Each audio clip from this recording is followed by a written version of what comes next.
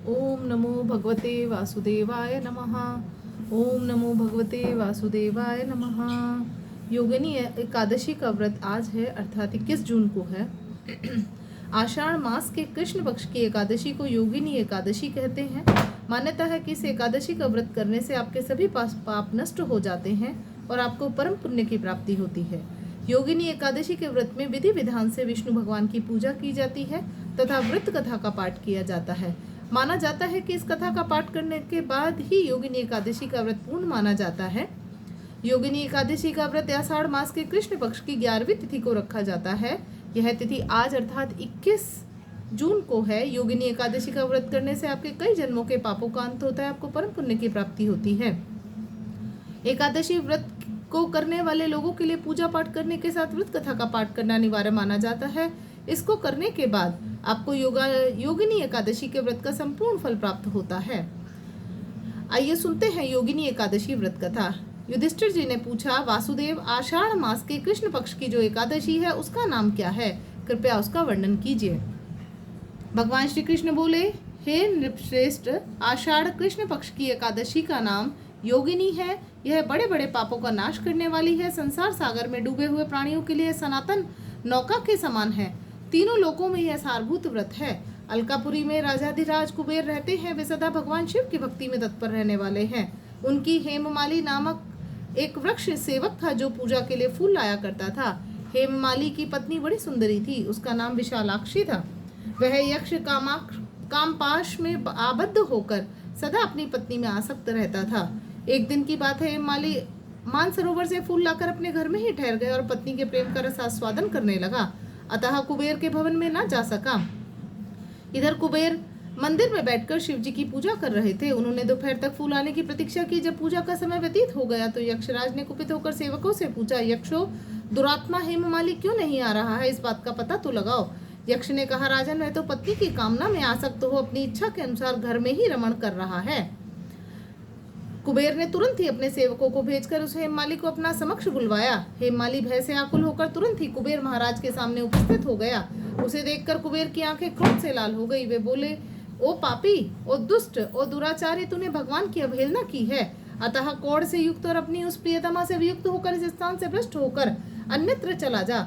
कुबेर के ऐसा कहने पर वह उस स्थान से नीचे गिर गया। उस समय उसके हृदय में महान दुख हो रहा था। कोड़ों से सारा शरीर पीड़ित था, परंतु शिव पूजा के प्रभाव से उसकी स्मरण शक्ति लुप्त नहीं होती थी। पातक से दबा होने पर भी वह अपने पूर्व कर्म को याद रखता था। तदंतर इधर उधर घूमता हुआ पर्वतों में श्रेष्ठ मेरुगिरी के शिखर पर गया। वहां उसे तपस्या के पुंज मुनिवर मार्कंडे जी का दर्शन हुआ। पाप कर्मा यक्ष ने दूर से ही मुनि के चरणों में प्रणाम किया। मुनिवर मार्कंडे जी ने उसे भय से कांपते देख परोपकार की इच्छा से निकट बुलाकर कहा, तुझे कोढ़ के रोग ने कैसे दबा लिया? क्यों तू इतना अधिक निंदनीय जान पड़ता है? यक्ष बोला, मैं महाराज कुबेर का अनुचर हूँ। प्रतिदिन भगवान शिव की पूजा के लिए मानसरोवर से कमल पुष्प लाकर कुबेर के भवन में पहुंचाना मेरा कर्म था। लेकिन एक दिन पत्नी के साथ रमण करते हुए मुझे समय का ज्ञान न रहा और पुष्प ले जाने में विलंब हो गया। इससे कुबेर महाराज ने क्रोधित होकर श्राप दे दिया और मैं कोढ़ से पीड़ित हो पत्नी के वियोग से दुखी होकर दर दर भटक रहा हूँ। आज किसी पुण्य कर्म से मैं आज आपके समक्ष उपस्थित हुआ हूँ। ऋषियों का स्वभाव दयालु और परोपकार वाला होता है। सोहे महात्मन, आप ही मुझे अभागे को कर्तव्य का बोध कराते हो पाप से मुक्ति का कोई उपाय बताए। मार्कंडे जी ने कहा, तुमने यह सच्ची बात कही है, असत्य भाषण नहीं किया, इसलिए मैं तुम्हें कल्याणप्रद व्रत का उपदेश करता हूँ। तुम आषाढ़ के कृष्ण पक्ष की योगिनी एकादशी का व्रत करो। इस व्रत के पुण्य से तुम्हारी कोढ़ निश्चय ही दूर हो जाएगी। भगवान श्री कृष्ण कहते हैं, ऋषि के ऐसे वचन सुनकर हेममाली दंड की भांति मुनि के चरणों में पड़ गया। मुनि ने उसे उठाया, उसको बड़ा हर्ष हुआ। मार्कंडे जी के उपदेश से उसने योगिनी एकादशी का व्रत किया, जिससे उसके शरीर की कोढ़ दूर हो गई। मुनि के कथनानुसार उस उत्तम व्रत का अनुष्ठान करने पर वह हेममाली पूर्ण सुखी हो गया। नृपश्रेष्ठ, यह योगिनी का व्रत ऐसे ही बताया गया है, जो 88,000 ब्राह्मणों को भोजन कराता है, उसके समान ही फल उस मनुष्य को मिलता है जो योगिनी एकादशी का व्रत करता है। योगिनी महान पापों को शांत करने वाली और महान पुण्य फल देने वाली है। इसको पढ़ने और सुनने से मनुष्य सब पापों से मुक्त हो जाता है। बोलो एकादशी मैया की जय। बोलो विष्णु भगवान की जय। बोलो तुलसी मैया की जय। ओम जय जगदीश हरे, स्वामी जय जगदीश हरे। भक्त जनों के संकट दास जनों के संकट क्षण में दूर करे। ओम जय जगदीश हरे। मात पिता तुम मेरे, शरण गहूँ मैं किसकी। स्वामी शरण गहूँ मैं किसकी। तुम बिन और न दूजा, प्रभु बिन और न दूजा। आस करूँ मैं जिसकी। ओम जय जगदीश हरे। जो ध्यावे फल पावे, दुख विनसे मन का। सुख संपत्ति घर आवे, कष्ट मिटे तन का। ओम जय जगदीश हरे। तुम पूर्ण परमात्मा, तुम संतर्यामी। स्वामी तुम सबके स्वामी, पार ब्रह्म परमेश्वर, तुम सबके स्वामी। ओम जय जगदीश हरे। तुम करुणा के सागर, तुम पालन करता।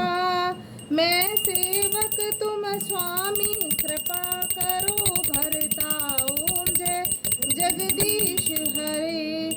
तुम हो एक अगोचर, सबके प्राणपति। स्वामी सबके प्राणपति। किस विध मिलूं दयामया, तुमको मैं कुमति। ओम जय जगदीश हरे।